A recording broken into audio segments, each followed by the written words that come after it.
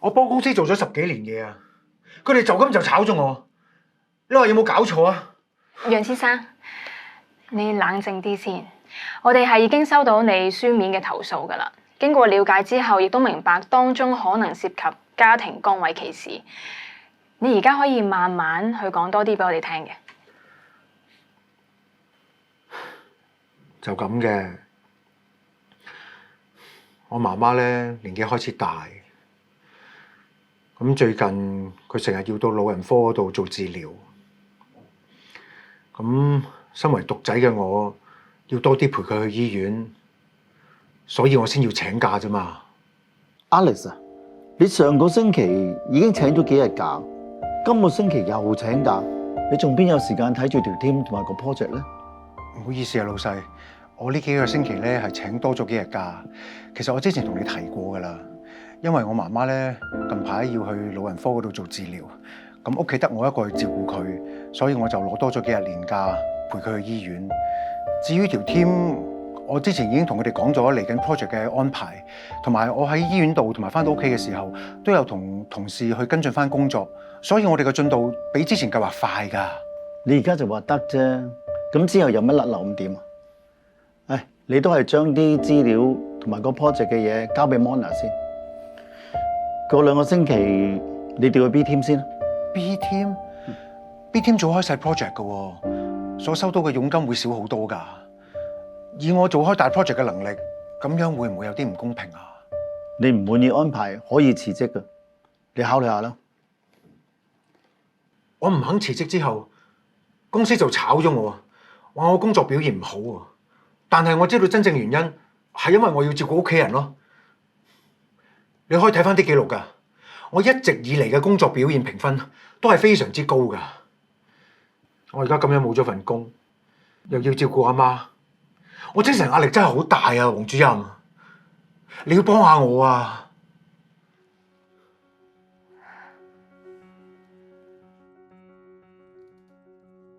平機會係透過調停同調查處理投訴個案。喺調停嘅過程中，個案主任擔當調停人角色，要中立協助投訴雙方溝通，揾出可以達成協議嘅要點同埋解決方法。投訴事務科總監林敏樂。楊先生，今日我哋同你見面係初步睇事件可能違法，但係我哋仍然需要搜集雙方多啲嘅資料先。我係你嘅個案主任，喺跟住落嚟嘅日子咧，會一直跟進你嘅個案去進行調查嘅。我哋之前同你溝通完之後咧，有曾經向你嘅前公司去聯絡嘅，了解翻佢哋嘅回應啦，同埋睇下會唔會有啲文件可以做證咁嘅。初步嚟講，佢哋認為今次嘅解僱係冇涉及歧視成分。咁可以點啊？我又要照顧我阿媽，又要同佢哋咁樣拖落去啊？我好明白你嘅心情嘅，楊生。你會唔會考慮下同你嘅前公司進行提早調停，嘗試去揾出大家都同意嘅和解方案？提早調停嘅好處就係可以更加迅速咁樣解決個爭議啦，唔需要經過深入同埋長時間嘅調查程序。咁和解方案包括啲咩㗎？和解嘅條件咧係視乎個別個案而定嘅，例如係道歉或推薦信啦、和解金等等啦。但係我哋都想詳細了解多啲先，搜集到大家更多嘅證據。除咗和解金之外咧，我公司仲唔肯俾封推薦信我啊！我等緊呢封信，等我可以容易啲揾下一份工啊嘛。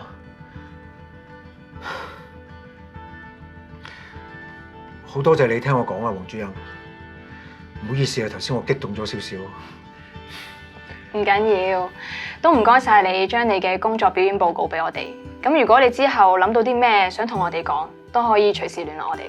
多謝你。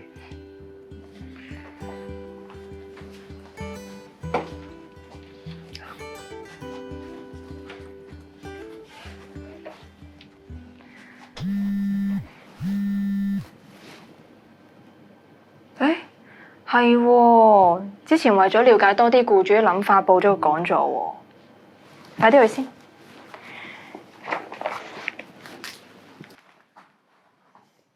各位企業代表，大家好，多謝大家今日抽時間參加我哋嘅講座。今日我想同大家講下家庭友善僱傭政策嘅重要性。我哋平機會最近訪問咗1000名在職人士嘅家人，同埋400名人力資源管理人員。大部分嘅在職人士家人咧，佢哋都認為彈性上班放工時間、5天工作週、在家工作或者遙距工作，喺呢3樣措施係最有效幫助到佢哋嗰位返緊工嘅家人去履行佢哋嘅家庭責任嘅。另外，有唔少嘅人力資源管理人員都認為，佢哋唔能夠確認現時實施緊嘅僱傭措施係咪真係有效幫助到佢哋嘅僱員去照顧有唔同需要嘅家人。呢件事反映咗社會喺現時喺呢一個方面仍有好大嘅改善空間。張先生，員工當然想公司配合啦，但呢啲措施令到成本會大幅上升，呢啲大公司就做到，中小企好難落實呢啲措施啊。係啊，我哋公司又唔係開善堂，萬一員工濫用點算好啊？我哋好難同股東交代嘅喎。我哋做服務業嘅，少個人真係完全運作唔到嘅喎。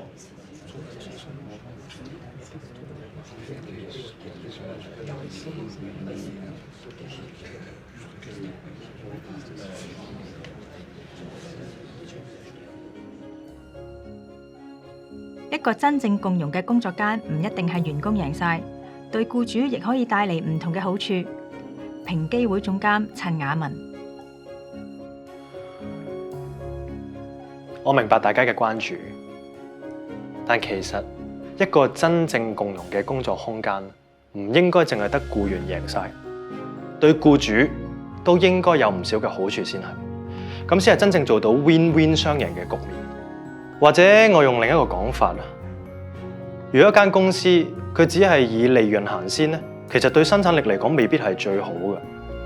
一個員工佢心掛住屋企，自然唔能夠專注喺佢嘅公事之上。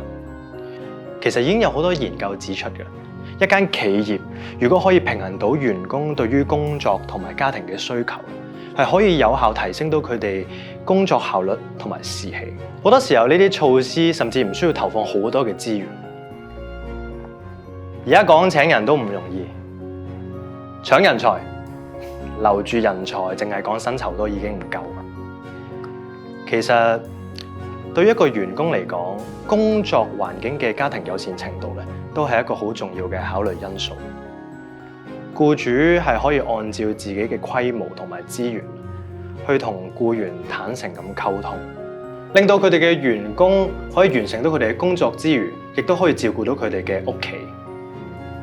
其實我哋只係想令員工知道公司係好重視佢哋，咁自然員工都會好重視佢哋嗰份工作。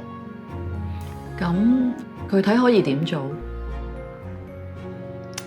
或者我用平機會做一個例子，平機會已經實施咗彈性上班時間，亦都容許我哋員工將年假分拆為1/4日假咁申請，可以靈活調配時間，令到員工可以履行返佢哋嘅家庭責任。喺呢度，我想大家從唔同嘅方向諗下，有冇啲咩措施係適合大家嘅公司實行嘅？張生啊，可唔可以俾份研究報告啊？我哋都有興趣了解下喎。我翻去同同事討論下，睇下可唔可以俾董事會一啲意見。其實平機會嘅網站已經有晒頭先我所講過嘅指引同埋一啲研究報告，好歡迎大家隨時去下載同埋了解多啲。好啊，喂，咁有得搞喎。OK 啊。好嘅，最緊要提高到公司嘅。